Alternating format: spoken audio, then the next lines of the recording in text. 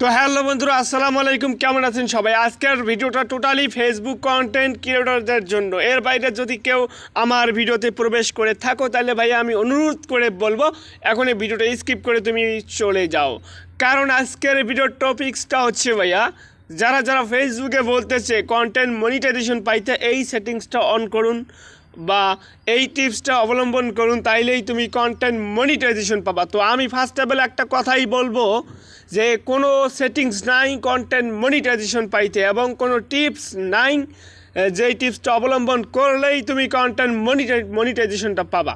তো এরকম ইউটিউবাররা কেন তোমাদেরকে বলতেছে যে এই সেটিংসটা অন করুন কন্টেন্ট মনিটাইজেশন পাবেন? কারণ ভাই তাদের কোনো টপিক্স নাই। মানে ইউটিউবে যে তোমার ফেসবুক বিষয়ে একটা ভিডিও আপলোড করবে, সে যেহেতু টেকনিক্যাল তার চ্যানেল, সে কোন বিষয়ের উপর বর্তমানে ফেসবুকে বা ইউটিউবে ভিডিও আপলোড করবে সে টপিকস খুঁজে পাচ্ছে না, কারণ ফেসবুকের কোনো আপডেট এখন পর্যন্ত নাই। কিছুদিন ধরে ফেসবুক কোনো আপডেট দিচ্ছে না, এবং কন্টেন্ট ক্রিয়েটররা হতাশ হয়ে পড়ছে যে কী কন্টেন্ট পাবলিককে খাওয়াবো। তো এখন কন্টেন্টের উপলক্ষে কিন্তু তোমাদেরকে ধোকা দিচ্ছে যে এই সেটিংস অন করুন, ওই সেটিংস অন করুন, কন্টেন্ট মনিটাইজেশন পাবেন, ভিডিও ভাইরাল হবে। এভাবেই তোমাদের মাধ্যমে একটা যেমন তোমার একটা কন্টেন্ট শো করাইতেছে, কারণ তাছাড়া তো তাদের হাতে কোনো ওয়ে নেই, কারণ তারা তো ফেসবুকের আপডেট ছাড়া কোনো কন্টেন্ট দিতে পারবে না। এক বিষয় নিয়ে কতদিন কন্টেন্ট আপলোড করবে? যারা টেক রিলেটেড আছে তারা মিনিমাম প্রতিদিন একটা হলেও ভিডিও আপলোড করে, তো তাকে তো প্রতিদিনের ভিডিওটা আপলোড করতেই হবে যেভাবেই হোক।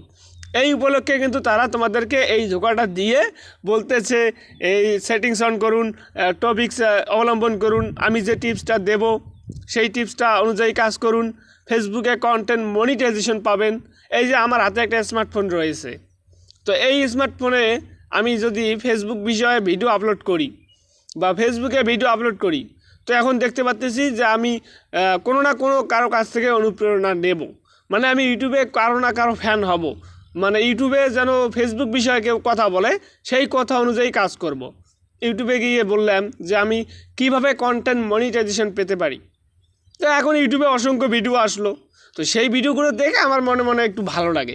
তো এটাই হচ্ছে কিন্তু সোশ্যাল মিডিয়ার খেলা রে ভাই, এরকম কিছুই নাই আপনার সেটিংস অন করা। কিন্তু আমি একটা কথাই বলতে পারবো যে আপনি যদি কন্টেন্ট মনিটাইজেশন পেতে চান, এবং যারা যারা ফেসবুক ওয়েট লিস্টে আছেন তাদের উদ্দেশ্যে আমার একটাই কথা, একটাই দাবি, এবং একটা আমার জীবনের সর্বোচ্চ অভিজ্ঞতা থেকে একটা কথাই আমি বলতে পারবো, ফেসবুকে যদি তুমি সফল হতে চাও তাহলে তোমাকে লং টাইম সময় নিয়ে থাকতে হবে। ধৈর্য শক্তি যাদের নাই তারা ফেসবুকে তাদের কোনো ভাত নাই। ধৈর্য যাদের আছে তাদের জন্য রয়েছে ফেসবুকে সাকসেস, এবং যাদের মধ্যে বিন্দু পরিমাণ ধৈর্য নেই রে ভাই, তারা কখনোই ফেসবুকে সফল হতে পারবেন না। তো অতএব আমি একটা কথাই আবারও বলতে চাই, ফেসবুকে সফল হতে চাইলে তোমাকে সর্বোচ্চ ধৈর্য সহকারে কাজ করতে হবে। ধৈর্যের উপর কোনো মাইন্ড নাই, তোমাকে নিজেকে সেটিংস করতে হবে। ফেসবুকের কোনো সেটিংস নাই কন্টেন্ট মনিটাইজেশন পাওয়ার জন্য এবং ভিডিও ভাইরাল করার জন্য। ফেসবুকের কোনো সেটিংস নাই, সেটিংস একমাত্রই আছে সেটা তোমার নিজের ভিতরে, এই যে এই ভিতরে আছে। তো তোমার ভিতরে কী রকম সেটিংস আছে আমি বলবো, একটু সংক্ষেপেই বলে ফেলি, কারণ যেহেতু সেটিংসের কথা বললাম যে নিজের সেটিংস করতে হবে, ফেসবুকের কোনো সেটিংস নাই, সেহেতু তো 2 লাইন বলতেই হবে। তো এখন কথা আছে তুমি নিজেকে কী সেটিংস করবা। তোমাকে সেটিংস করতে হলে তোমাকে নিশটা ঠিক রাখতে হবে। তুমি যদি ফেসবুকে কন্টেন্ট আপলোড করো, সাপোজ তুমি ব্লগিং করো, এবং কালকে তুমি হুট করে কোনো প্রোগ্রামে গেছো, সেখানে কনসার্ট হইলো, মানে সঙ্গীত পরিবেশন হইলো, গান হইলো, নৃত্য হইলো, তুমি হুট করে তোমার ওই ব্লগিং পেজ বা প্রোফাইলে তুমি ওই গান নৃত্য আপলোড করলা, এইটাকে বলে নিশ। এই নিশটা কিন্তু তোমার ঠিক থাকলো না। তুমি যদি আসলেই ব্লগিং করো তোমাকে সর্বদা ব্লগিং করতে হবে, তাইলে তুমি অর্গানিক কিছু অডিয়েন্স পাবা, অর্গানিক কিছু ভিউজ পাবা। যদি তুমি আজকে ব্লগিং, কালকে ওয়াজ মাহফিল, পরশু দিন মুভি, তারপরের দিন আপনি শর্ট ফিল্ম করবেন, তারপরে ফানি ভিডিও করবেন, তাইলে কোনো লাভ হবে না। আপনার অডিয়েন্সের মাথা এলোমেলো হয়ে যাবে। হুট করে দেখবেন আপনাকে আনফলো করে দিয়ে বলবে যে দূর এসব কী, আবার লাইলে কী দেয় কী না দেয়।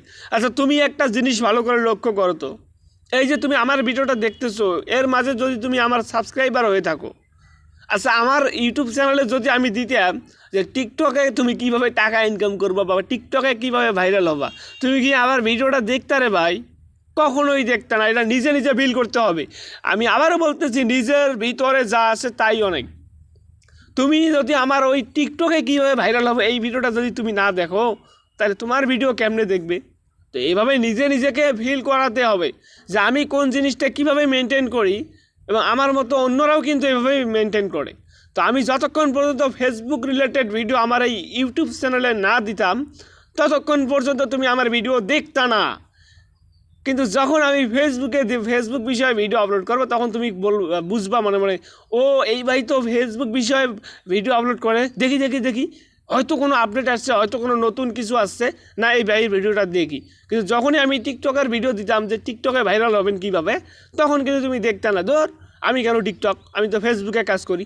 তো এভাবেই অ্যালগরিদম কিন্তু কাজ করে। তুমি তোমাকে নিজেকে ঠিক করো, তোমার নিজটা ঠিক রাখো, তুমি ইনশাআল্লাহ সাকসেস হবা। তো আমার সংক্ষিপ্ত জীবন থেকে এবং 4টা বছরের অভিজ্ঞতা থেকে যতটুকু বলার অতটুকু বললাম। তোমার ভালো লাগলে একটা লাইক তো অবশ্যই দিতে পারো। ওকে, আসসালামু আলাইকুম, ভালো থাকবেন, সুস্থ থাকবেন।